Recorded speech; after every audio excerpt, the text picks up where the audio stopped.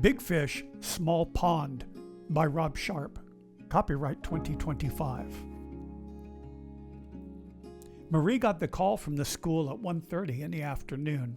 She had just finished a load of laundry when she heard the phone ringing upstairs.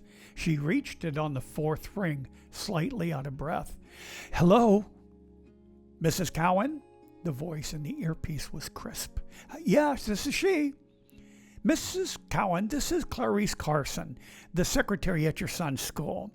The woman's voice was stern and professional. Clarice was married to Tom Carson, a plumbing subcontractor who was working for Marie's husband. Yes, hello, Clarice," Marie said. Is Jacob okay? Is he hurt? What's wrong?" "It's the other boy," the voice said. "He's in the hospital. The police are here. You need to get to the school right now." 10 minutes later, Marie parked the Prius in the visitors' parking lot, a short walk from the front office. She was still wearing her house clothes and clutching her purse. She stepped through the front doors of the school and into the main corridor. Inside the school, it smelled like floor wax and children. Through the office window, she saw Clarice seated behind her desk like a queen in her small glass kingdom. Marie rushed into the office, scanning for her son. "Mrs. Cowan?" Clarice said when Marie walked in. "That was quick." "Where's my son, Clarice?" Clarice's smile couldn't soften her tone. "You'll see him soon enough, Mrs. Cowan. The police have some questions first." A young officer stood at the counter, his shirt wrinkled and unpressed.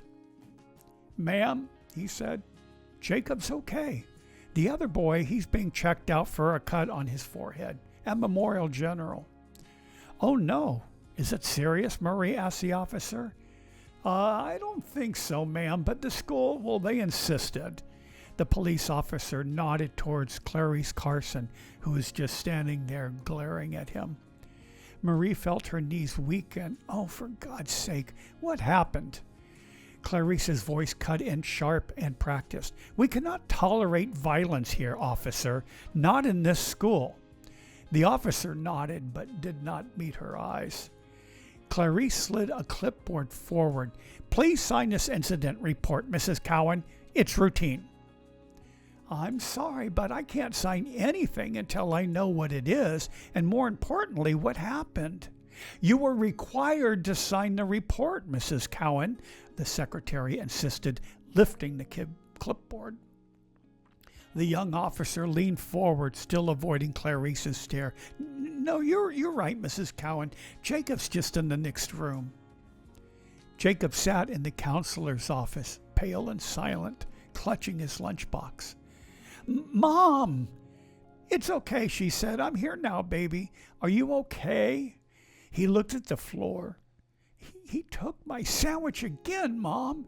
He said you made shit sandwiches. Then he tried to stuff it in my mouth."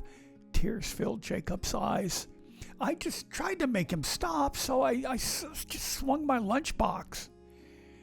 Marie felt a sting behind her eyes as anger flushed her cheeks. The counselor sitting beside the boy cleared his throat. "Lucky for you, Jacob. Lunchboxes do not weigh very much. You could have done some real damage." Marie pivoted her head towards a middle-aged balding man. "This is my son, and you need to be quiet." Taken back, the counselor was about to raise a finger in defense when Clarice appeared again in the doorway, carrying yet another sheet of paper. 3-day suspension, she said. "The principal has authorized this." Maria stood and almost yelled. "He defended himself," Clarice replied. "That's not what the witnesses say." "Witnesses?" Marie said. "You mean the same boys who laughed while it was happening?" Clarice's face didn't move. "It's not up for us to assign motives, Mrs. Cowan, only consequences." On the way home, Jacob sat with his lunchbox on his knees, running his fingers over the dented lid. It was an Avengers lunchbox. It was a metal lunchbox. Jacob had all the Avengers movies on DVD. Marie had always made the same lunch for him every day. Jacob loved beef bologna on white bread with mayonnaise. That was all. He didn't eat tomatoes, lettuce, or even cheese on his sandwich. Jacob also liked those little bags of plain potato chips. He'd open up one of the bags and then place chips on his sandwich while he ate. Several times Marie tried to convince him to use a brown paper bag instead.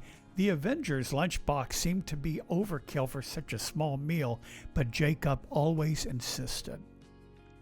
That evening at dinner, Marie's husband listened to the entire story.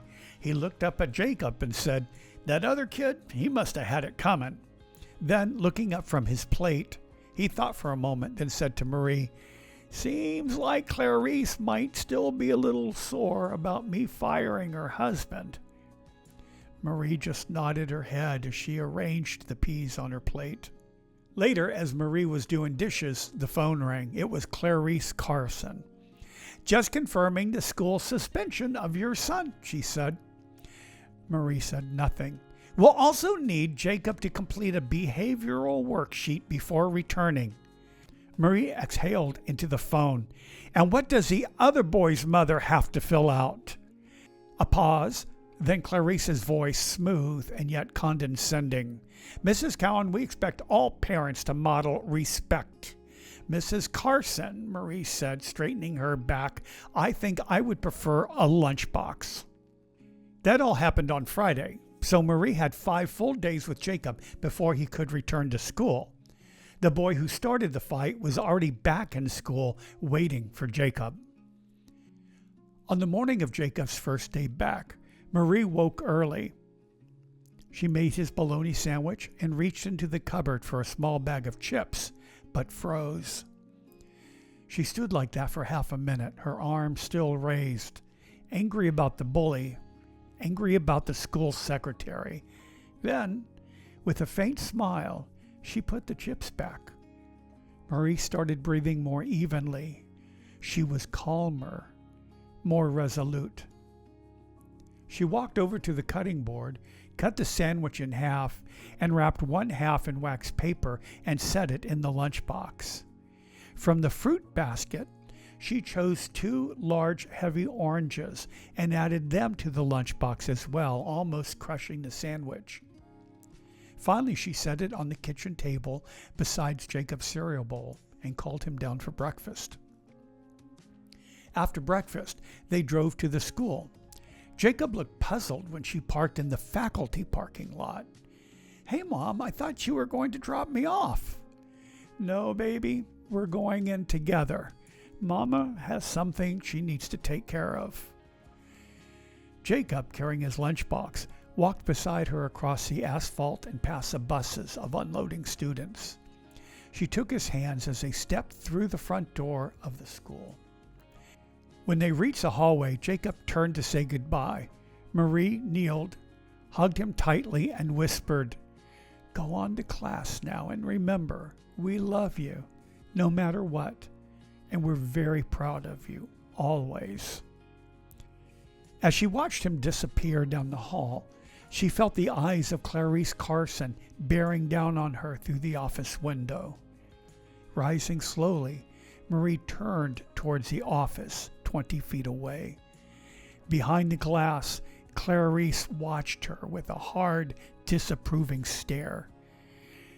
Marie stood still, both hands loosely holding a purse. She smiled and met Clarice's icy stare. She didn't move. She didn't look away. She was granite, cold, powerful. Children passed all around her, running, laughing. The air was full of noise, and still she didn't move. The 2 women's eyes locked in a battle of wills for a long moment until Clarice finally looked away, shaking her head as if dismissing a child's tantrum. But they both knew she had lost. She had lost a lot. Outside, Marie got into her Prius and turned on the air conditioning. The cool air brushed her face as she looked up at the school's facade and smiled. "Big fish," she whispered. "Small pond."